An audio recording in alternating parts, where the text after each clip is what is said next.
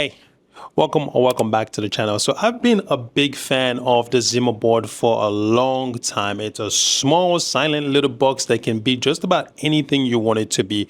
And I own two of them. These are the ZimaBoard A32s, which are the originals. And over the years, I've used them as a firewall, as a Docker server, and much more.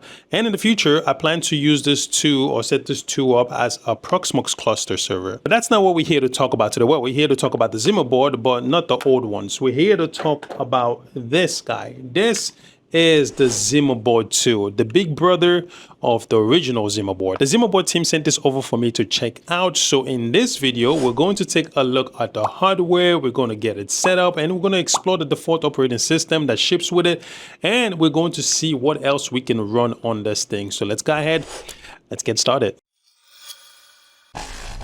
The first thing I noticed was the packaging. This thing is packaged incredibly well, and I really appreciate it when companies put much thought into the presentation, from the design of the box to the orange sleeve to the way everything is laid out inside. It just feels like you're opening something special. Inside the accessory box, you get the power adapter, the power cable, and the SATA cable with the integrated power connector. In the main box, there is also a letter from the founder, which is a really nice personal touch. I have to say again, they did an excellent job with the overall presentation. Then of course you have the ZimaBoard 2 itself. My first impression was that it both looks and feel premium. It has this all aluminum chassis with the same rugged feel and look of the original, and honestly, once you have it in your hand, it looks like it belongs in the Homelab. Like if you're a Homelab enthusiast and you hold this in your hand, it just feels like, yeah, I'm so proud of having this sit somewhere in my Homelab. I really like the look and feel of this thing. I really do. Speaking of look and feel, another clever touch is the packaging itself. The cardboard insert can actually be folded into a mounting bracket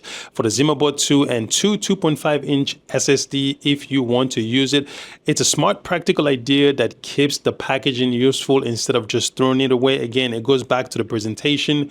Whoever the packaging engineer is, they need to give that guy a raise because the presentation, the packaging is really well thought out. I really like it. It really makes for a great first impression before even power on the device. You're already excited about the device and the box and the packaging before you even power on the device and start testing it. The ZimaBoard 2 comes in two models, the A32 and the 1664. The biggest difference between them are the amount of memory and onboard storage.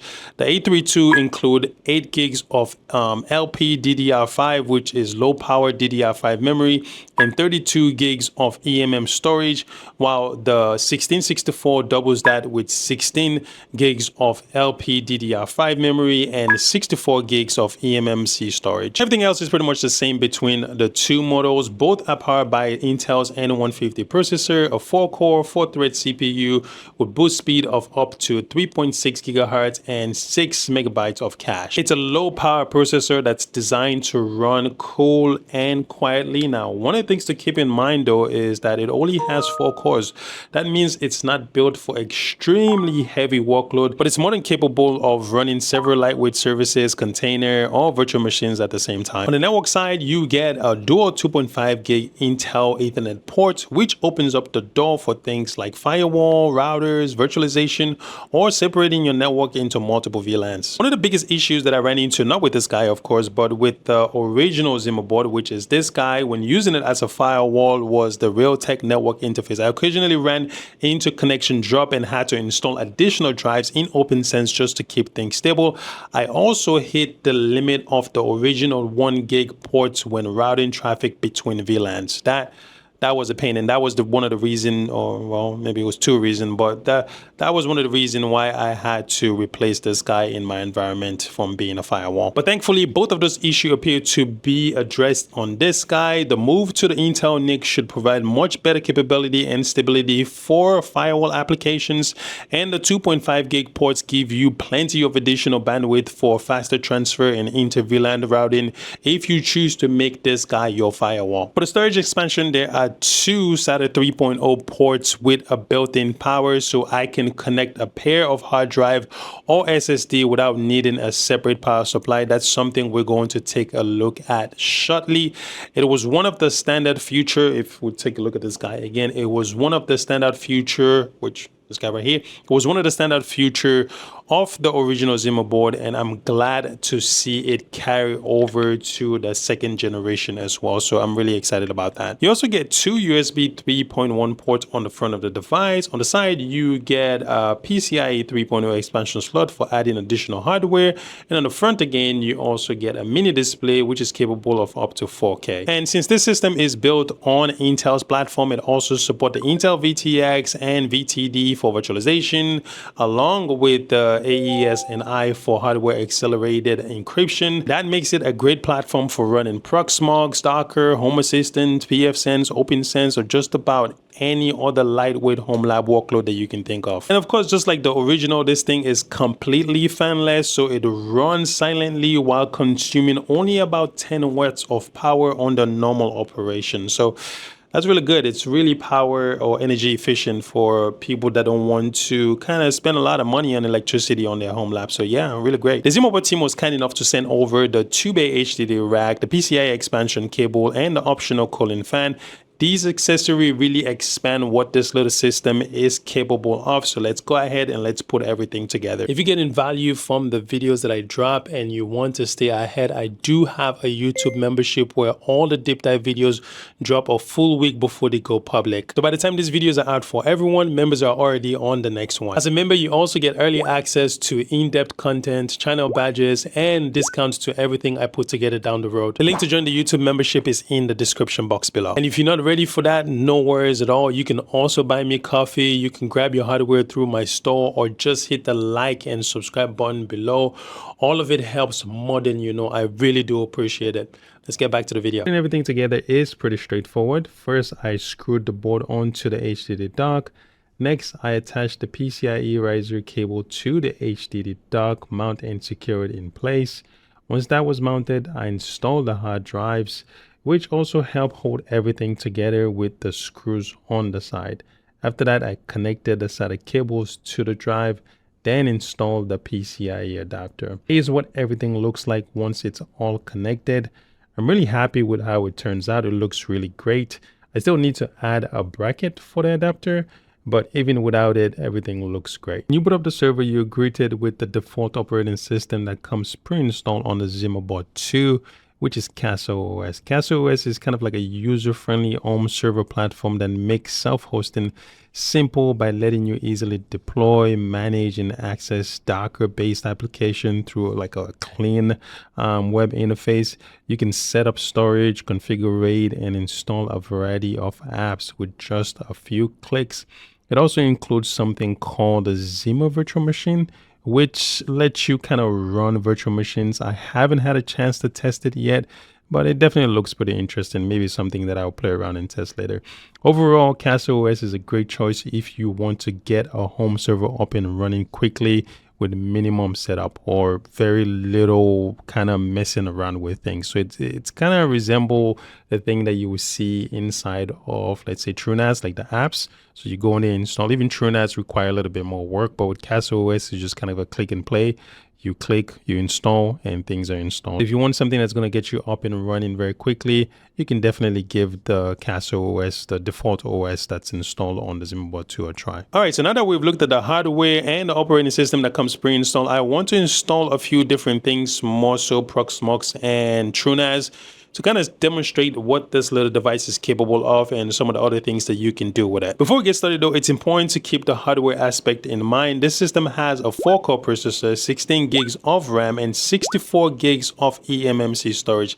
That makes it a great choice for lightweight applications, containers, small services. However, if you're planning to use it as a hypervisor, you will want to keep your workload fairly light. It's simply not designed to handle a large number of resource-intensive virtual machines. The other thing to consider is the eMMC storage. While it's technically possible to install an operating system like Proxmox or TrueNAS on the eMMC storage, I generally don't do that, and I'm not going to do that for this setup. Those platforms can generate a lot of disk writes, and eMMC storage isn't really designed for that kind of workload.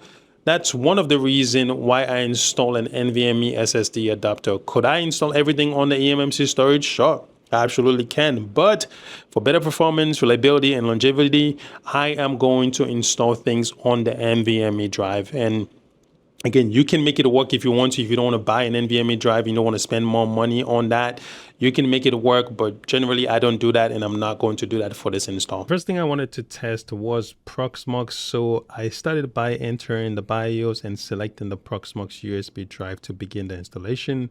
After going through the standard setup process, I had Proxmox up and running without any issues. Of course, Proxmox is installed on the NVMe drive, right, or the NVMe storage. To make sure everything was working correctly, I deployed a quick Ubuntu LXC container, and it ran perfectly. In my opinion, this is one of the best ways to take advantage of the ZimaBoard 2 hardware.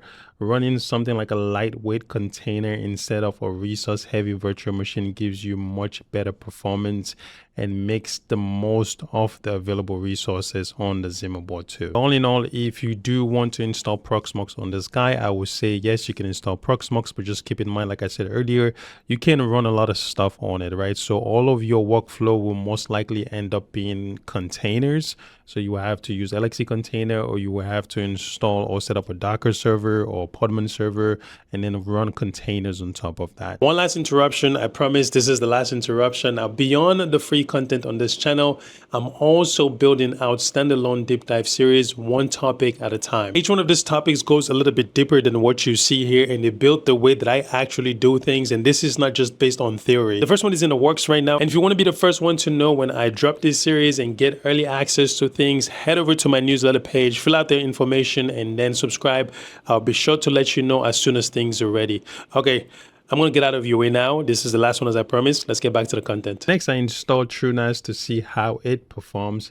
The installation was pretty straightforward. I installed it on an NVMe drive as well and went through the standard setup process without any issue. Everything worked as expected, and I had TrueNAS up and running. And once we log in, we can see that TrueNAS is up and running. So here you can do anything you pretty much want that you normally do on your TrueNAS server. You have your data sets, you have your share, data protection, credential, containers, virtual machine, apps, reporting. So once you start installing apps and doing things like that, you should be able to see it here. So if I go to storage, I can do, actually, let's go to disk, and you can see all of the disk in here, a few of which I'm not going to use. These are pretty much the eMMC storage that are on the device itself. These are the two HDD drive, and this is the NVMe drive right here. I'm going to go to disk, just kind of run through some things real quick. So I'm going to go to storage, go to create pool, and I'm going to call this test.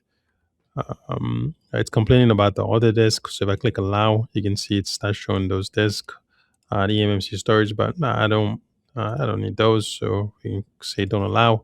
These are the two disks that we pretty much want. So we're going to click next. Click on here. I'm going to say mirror. And then we're going to select these guys right here, which are the two HDD drive. I'm going to click on next. We don't need any of that. Save and go to review, and we're going to say create pool. That's fine. We're going to click continue, and that's pretty much going to create the pool. So yeah, so you can start playing around with this. You can start installing an app. You can start doing the things that you normally do on TrueNAS. So just like Proxmox, you can install TrueNAS on this guy, and then you can start configuring things. So now you have your storage. You can start installing container. You can discover apps. You can start installing things. So you have all the apps that normally comes on TrueNAS, and you can start installing things that you want, just like you would on a regular TrueNAS box, I guess, because this is actually a TrueNAS box. But yeah, that's pretty much it. All right, I'm not going to go ahead and install a couple of things here. I'm just trying to show you guys that there's a lot of use cases for it. So, and in reality, actually, I would think that TrueNAS, installing TrueNAS on this is actually better, because then you have like this external storage system that you can use. With that, you can add drives on it, and you can even add more drives on it if you want as well. So it's a perfect mini server for a storage server. So set this up, install TrueNAS on it, and you get yourself a storage server. So yeah, if you want TrueNAS, you can install TrueNAS on it. If you want Proxmox, you can install Proxmox on it.